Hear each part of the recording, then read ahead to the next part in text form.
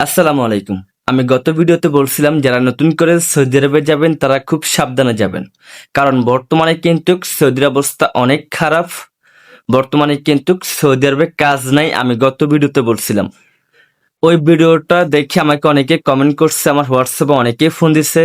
তো অনেকে বলছে ভাইয়া আমার এজেন্সি বলতেছে আমাদের কাম আছে, আমাদের কোম্পানি আছে, আমাদের সবকিছু ঠিকঠাক আছে।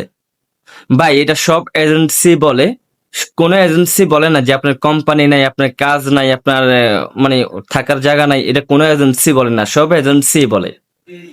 তবে যে যায় একমাত্র সেই জানে তার সাথে কি হয়। সৌদি আরবে যাওয়ার পর তার সাথে কি হয় একমাত্র সেই বলে, মানে সেই জানে। তো অবশ্যই আজকের এই ভিডিওতে আমি আপনাদের সাথে কিছু আপডেট খবর শেয়ার করব। যারা গত ভিডিওতে আমাকে কমেন্ট করছেন অবশ্যই এই ভিডিওটা দেখলে আপনারা ওই কমেন্টের রিপ্লাইগুলো পেয়ে যাবেন। তো চলেন অত বেশি কথা বলবো না, ভিডিওটা শুরু করা যাক। তো গাইস, অনেকে প্রশ্ন করছিলেন আমার গত ভিডিওতে আমাকে অনেকে হোয়াটসঅ্যাপে আমাকে লিখিত দিচ্ছেন যে ভাইয়া আমরা বাংলাদেশ থেকে যখন সৌদি আরবে যাব, যদি এয়ারপোর্ট থেকে আমাদের কোম্পানি এসে আমাদেরকে রিসিভ না করে তখন তাহলে আমরা কি করতে পারি? আমরা তো তখন নতুন, আমরা কি করতে পারি? ওই কোম্পানি খুঁজে পাবো কিভাবে? ওই কোম্পানিতে আমরা যাব কিভাবে? নতুবা আমাদের কোনো সমস্যা হবে কিনা? এরকম যার সাথে অবশ্যই ঘটনা হয়েছে আজকের এই ভিডিওটা দেখলে জানতে পারবেন। কি এরকম যার সাথে হোক না কেন, আপনি সৌদি আরবে গেছেন, কোম্পানি আপনাকে রিসিভ করতে আসে নাই, আপনি ওই কোম্পানিতে কিভাবে যাবেন? আপনি তো সৌদি আরবের নতুন, আপনি তো কিছু চিনেন না, জানেন না। এটার জন্য অনেকে আমাদেরকে ফোন দিচ্ছে, অনেকে জানতে চেয়েছে। নতুবা এটা অনেকের সাথে হতে পারে।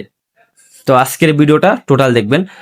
আপনি যখন ওই কোম্পানিতে যাবেন তখন কিন্তু আপনাকে একটা ভিসা দেয়। আপনি যখন সৌদি আরবে নতুন করে যাবেন তখন ওই কোম্পানির নামে আপনাকে একটা ভিসা দেয়। ওই ভিসার মাধ্যমে কিন্তু আপনি সৌদি আরবে যান, তাই না? তো ওই ভিসার মধ্যে সবকিছু ডকুমেন্টে লেখা আছে, কোম্পানির সবকিছু ডকুমেন্ট ওই ভিসাতে লেখা আছে। ওই ভিসা আপনি দেখে দেখে কিন্তু কোম্পানির কাছে আপনি চলে যেতে পারবেন। বুঝতে পারছেন? আপনি ওই ভিসাটা যখন দেখবেন তখন আপনি খুঁজে খুঁজে মানে কোম্পানির কাছে চলে যেতে পারবেন। হয়তো আপনার কোম্পানি আপনাকে নিতে আসে নাই কোনো ব্যস্ততার কারণে, নতবা মানে যে কোনো একটা কারণে আসতে পারে নাই, তাহলে আপনি ওই ভিসার মাধ্যমে ওই কোম্পানির কাছে যাইতে পারবেন।